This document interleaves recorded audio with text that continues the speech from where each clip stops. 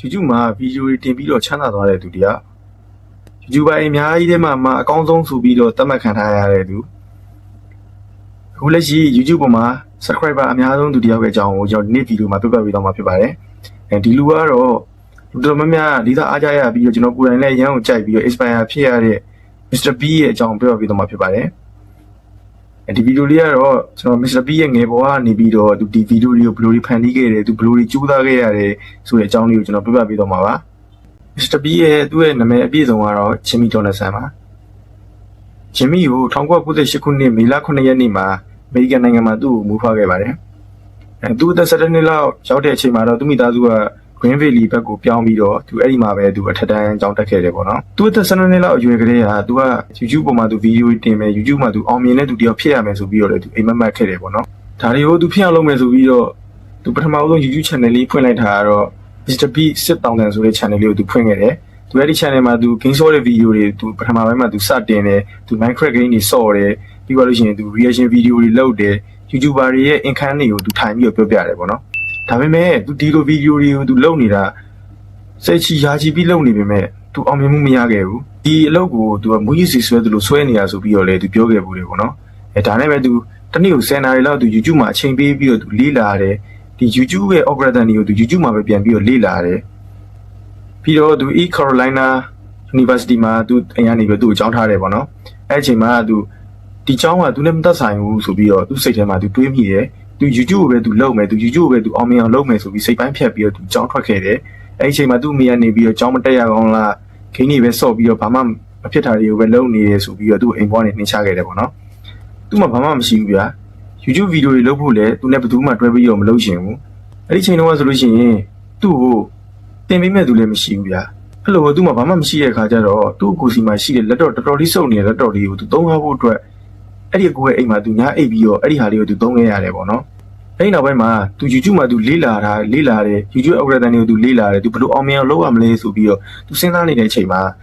သူ့ရဲ့ခေါင်းထဲအတွေ့တစ်ခုစဝင်လာတယ်အဲ့ဒါဘာလဲဆိုလို့ရှိရင်တော့ဘယ်သူမှမလုပ်သေးတဲ့အရာကိုသူ YouTube မှာသူလုပ်မယ်သူဒီ YouTube ကိုသူအောင်မြင်အောင်လုပ်မယ်ဆိုပြီးစိတ်ပိုင်းဖြတ်ပြီးတော့သူတစ်ကနေပြီးတော့တသိန်းပြည့်တဲ့အထိကိုသူထိုင်ရတဲ့ဗီဒီယိုရိုက်ပြီးတော့ YouTube ပေါ်မှာတင်ခဲ့တယ်ပေါ့နော်ဒီဗီဒီယိုကလည်း44နာရီလောက်ကြာတဲ့ဗီဒီယိုကြီးကိုသူ YouTube မှာတင်လိုက်တာပြီးသွားလို့ရှိလို့ရှိရင်လည်းLogan Paul ရဲ့နာမည်ကိုအခေါက်3သိန်းရွတ်ပြီးတော့ YouTube မှာတင်တယ်ဒီဗီဒီယိုဆိုလို့ရှိရင်လည်း18နာရီကနေပြီးတော့18နာရီလောက်ကြာတယ်အဲ့ဒီအချိန်မှာလူတွေရဲ့ဝိုင်းပြီးတော့ဆဲပြီးတော့တိုက်ခိုက်ခဲ့တဲ့ဒဏ်တွေကိုသူခံခဲ့ရတယ်ပေါ့နော်ဘယ်လိုတွေတောင်သူ့ကိုပြောတယ်ဆိုလို့ရှိရင် Logan Paul ရဲ့နာမည်ကိုအသုံးချပြီးတော့ဒီကောင်အောင်မြင်ခြင်းနေတ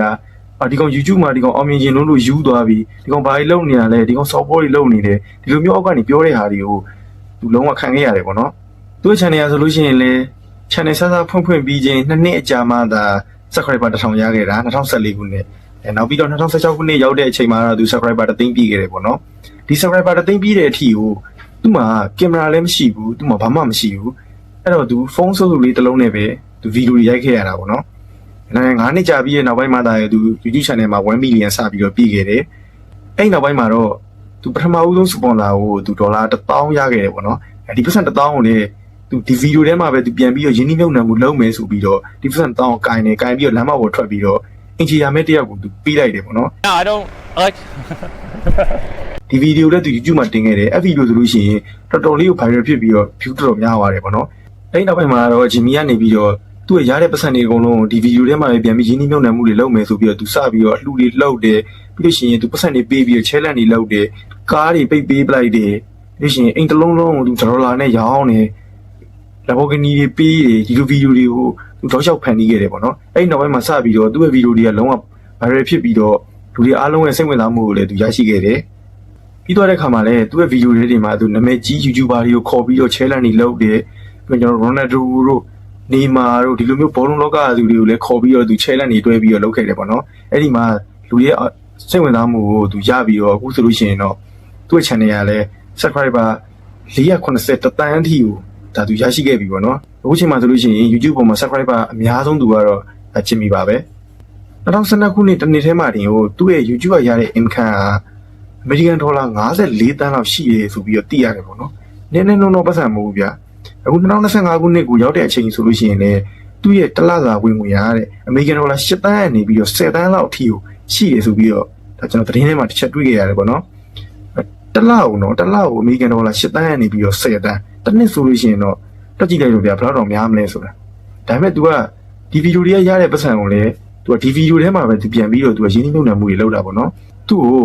လုံးဝ viral ဖြစ်သွားသေးတဲ့ဗီဒီယိုတွေထဲမှာတော့ Squid Game လိုဗီဒီယိုတွေဒေါ်လာ3 သန်းလောက်ကိုအကုန်ကျခံပြီးတော့ तू ရိုက်ခဲ့တယ်ပြီးသွားလို့ရှိရင်လည်းမြေကြီးထဲမှာကျင်းတူပြီးတော့9 ရက်လောက်နေပြတဲ့ဗီဒီယိုတွေ Amazon တောထဲမှာနေပြတဲ့ဗီဒီယိုတွေဒီလို challenge အကြီးစားကြီးတွေကိုဒါ तू ကလုပ်ပြခဲ့တယ်ပေါ့နော်ဒါဘယ်သူမှမဖြစ်နိုင်ပါဘူးဆိုတော့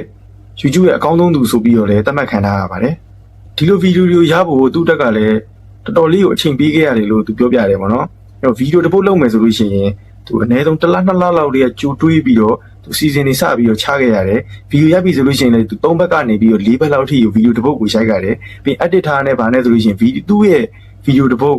အစအဆုံးပြီးဖို့ဆိုလို့ရှိရင်အနည်းဆုံး5 လလောက်ကိုအချိန်ပေးရတယ်ပေါ့နော်ဒါကြောင့်မလို့လေဒီလိုမျိုးအရင်အောင် quality ကောင်းတဲ့ view တွေကိုတန်းအောင်10နဲ့ချီရာနဲ့ချီပြီးတော့တောင်းတဲ့ဗီဒီယို content မျိုးတွေတာထွက်လာတာပေါ့နော်ပြီးတော့ဒီလူကနည်းနည်းထူးဆန်းတယ်ဗျတ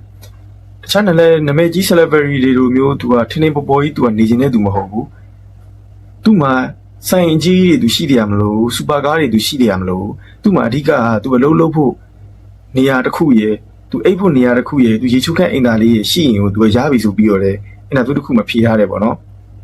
်အခုဆိုလို့ရှိရင်လည်းကုမ္ပဏီတစ်ခုကလွှဲပြီးတော့သူ့မှာတခြားဘာမှမရှိဘူးပေါ့ဒါကြောင့်မလို့ဒီကုမ္ပဏီကရတဲ့ပတ်စံတွေဒီ YouTube ကရတဲ့ပတ်စံတွေကိုလည်းသူဒီ YouTube ဗီဒီယိုရိုက်ဖို့အတွက်ကိုပဲသူပြန်ပြီးတော့သုံးတယ်ပေါ့နော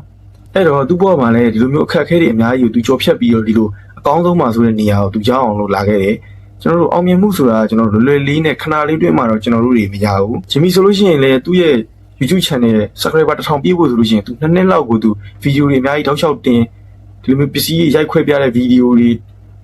လူတွေ attention ရအောင်လို့ဆိုပြီးသူ like လုပ်တာပေါ့နော်ဒါပေမဲ့သူမအောင်မြင်ဘူးသူ့ရဲ့ channel က2 နှစ်လောက်ကြာတော့မှလာရဲ့ subscriber 1000ရခဲ့တာပေါ့နော်သူကကျွန်တော်တို့တွေကိုဘယ်လိုအကြံပေးလဲဆိုလို့ရှိရင်တော့မင်းကြာရှုံးနေမင်းရှုံးနေဒါဆိုလို့ရှိရင်မင်းဘာဖြစ်လို့ရှုံးနေတာလဲဆိုတော့မင်းပြန်တွေးရမယ်မင်းများလှိလာရမယ်မင်းများတင်ယူရမယ်ပြီးသွားလို့ရှိရင်မင်းလုံးမဲ့လုံးမှာဒီရရတဲ့အတွေ့အကြုံတွေကိုမင်းပြန်ပြီးတော့သုံးချရမယ်ပေါ့နော်ဒီလိုမျိုးဘာမှမရှိဘဲနဲ့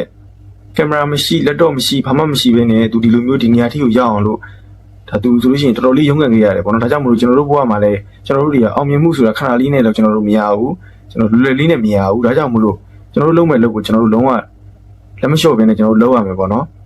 ်ကျွန်တော်နောက်ဆုံးတက်အနေနဲ့ပြောချင်တာကတော့ကျွန်တော်တို့လူငယ်တွေကြိုးစားနေတဲ့အခါမှာကြာရှုံးသွားပြီးကျွန်တော်ရှုံးနေသွားပြီဆိုလို့ရှိရင်စိတ်တက်မကြပါနဲ့ဘာလို့လဲဆိုတော့ကျွန်တော်တို့မှာရီမန်းချက်တစ်ခုထားပါရီမန်းချက်တာမရှိဘူးဆိုလို့ရှိရင်ကျွန်တော်တို့ဘာလို့လုပ်ရမှမသိပဲနဲ့ခင်ဗျာအနာမတွေလမ်းပြောင်းနေမှာဗျာဒါကြောင့်မလို့ကိုဘာဖြစ်ချင်တာလဲဆိုတဲ့ဟာကိုအရင်တွေးပါကိုဖြစ်ချင်တဲ့အရာကိုပဲကိုယ့်ရဲ့စီးပွားရေးကိုယ့်ရဲ့လုပ်ငန်းတစ်ခုအနေနဲ့ကိုယ်အသုံးချပါပါနော်ဘာဖြစ်လဲဆိုတော့ကျွန်တော်တို့စိတ်မပါဘူးဗျာဝါသနာမပါဘူးဆိုလို့ရှိရင်လည်းကျွန်တော်ဒီလူကြီးကိုလုပ်နေတဲ့အလကားပဲဘာမှအထိပ္ပယ်မရှိဘူးကျွန်တော်တို့လည်းဘာမှတိုးတက်လာမှာမဟုတ်ဘူးဒါကြောင့်မို့လို့ကိုဘာဖြစ်ချင်တာလဲဆိုတော့အရင်စဉ်းစားပါပြီးတော့လို့ရှိရင်ဖြစ်ချင်တဲ့အရာကိုကျွန်တော်တို့အိမ်မက်တစ်ခုထားရမယ်ရီမန်းချက်တစ်ခုထားရမယ်ပြီးရှင်ဒီရီမန်းချက်ကိုကျွန်တော်တို့ဖြည်းဖြည်းချင်းနဲ့ကျွန်တော်တို့ရောက်အောင်လို့ကျွန်တော်တို့ကြိုးစားရမယ်ပေါ့နော်ရီမန်းချက်သာထားမယ်ဆိုလို့ရှိရင်တော့ကျွန်တော်တနေ့တော့ဒီပန်းတိုင်အောင်ကျွန်တော်ရောက်မှာပဲဗျာဒါပေမဲ့ရီမန်းချက်ထားပြီးတော့တနေ့ပန်းတိုင်အောင်ရောက်မယ်ဆိုရင်လည်းကျွန်တော်လောကမှာမဖြစ်နိုင်တဲ့အရာတွေအများကြီးရှိတယ်ဗျာကျွန်တော်မဖြစ်နိုင်တဲ့အရာတွေလို့ကျွန်တော်တို့ရီမန်းချက်ထားလို့မရဘူးဥပမာကျွန်တော်တို့ခင်ဗျာမြန်မာနိုင်ငံမှာနေတယ်မြန်မာနိုင်ငံနေပြီးတော့ခင်ဗျာအမေရိကန်သမ္မတကြီးဖြစ်ရှင်လို့ခင်ဗျာဘယ်ရရမလဲဒီလိုအိမ်မက်မျိုးကိုပြောနေတာမဟုတ်ဘူးဖြစ်နိုင်တဲ့အိမ်မက်တစ်ခုကျွန်တော်တို့စိတ်နဲ့ကျွန်တော်တို့ဝါသနာပါတဲ့အရာတစ်ခုဖြစ်နိုင်တဲ့အိမ်မက်တစ်ခုကျွန်တော်တို့ထားပါလူငယ်တွေကျွန်တော်တို့အိမ်မက်မရှိဘူးရီမန်းချက်မရှိဘူးဆိုလို့ရှိရင်လည်းဘာမှဖြစ်လာမှာမဟုတ်ပါဘူးဒါကြောင့်မို့လို့ကိုလှုပ်ချင်တဲ့အရာတစ်ခုကိုတေချာစဉ်းစားပါပြီးတော့လို့ရှိရင်ဒီနေရာကိုရောက်ရမယ်ဆိုတဲ့ရီမန်းချက်ထားပါဒါဆိုလို့ရှိရင်တော့ခင်ဗျာတစ်နေ့မှာဒါရောက်မယ်လို့ကျွန်တော်ကပြောချင်ပါတယ်ဒါကိုကျွန်တော်ကဒီ Mr. B ရဲ့အကြောင်းလေးနဲ့ကျွန်တော်တွဲပြီးတော့ဒါလူငယ်တွေကိုကျွန်တော်ကဒါပြောပြချင်လို့တွဲပြီးတော့တင်ပေးလိုက်တာပေါ့နော်အဲဒီဗီဒီယိုကြည့်ရခင်ဗျာဒီဗီဒီယိုကြည့်ပြီးတော့ဘာတွေရရတယ်ခင်ဗျားတို့ရဲ့အမြင်ကိုလည်းတစ်ချက်ဒီဗီဒီယိုရဲ့အောက်က comment လေးမှာရေးတော့ပေးကြပါဦးဒီဗီဒီယိုကြိုက်တယ်ဆိုလို့ရှိရင်လည်းဒါ like လေးပြီးတော့ကျွန်တော် channel လေးကိုလည်း subscribe လေးလုပ်ပေးပါဦးလို့ကျွန်တော်တောင်းဆိုချင်ပါတယ်အဲ့တော့ကျွန်တော်တို့နောက်ဗီဒီယိုကြမှာပဲပြန်တွေ့ကြပါမယ်